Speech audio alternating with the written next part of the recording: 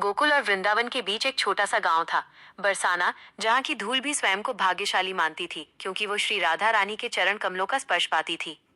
राधा रानी की सुंदरता तीनों लोकों में अनुपम थी, ऐसी कि उसे शब्दों में बांधना असंभव था। एक बार देवर्षि नारद मुनि धरती पर भ्रमण कर रहे थे। वे स्वर्ग, मृत्युलोक और पाताल तीनों लोकों की सुंदरियों का बखान करते थे, लेकिन जब वे पहली बार बरसाना पहुंचे और उन्होंने राधा रानी को देखा तो वे स्तब्ध रह गए।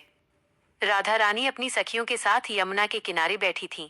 नेत्र, उनके नेत्र ऐसे थे जैसे दो कमल के फूल अभी अभी खिले हों, जिनमें काजल की रेखाएं भ्रमरों भौरों का भ्रम पैदा कर रही थीं। त्वचा, उनकी त्वचा की आभा ऐसी थी मानो स्वर्ण में चंद्रमा की शीतलता मिला दी गई हो, तप्त कंचन पिघले हुए सोने के समान चमकती हुई।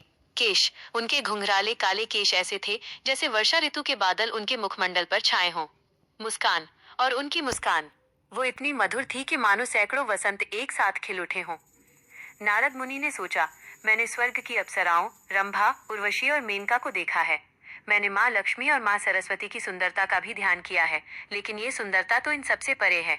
ये तो प्रेम और सौंदर्य का साक्षात स्वरूप है।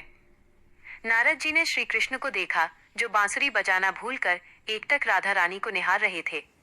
जब कृष्ण की प्रेममयी दृष्टि राधा पर पड़ी, तो राधा रानी का मुख लज्जा से और भी अधिक दमक उठा।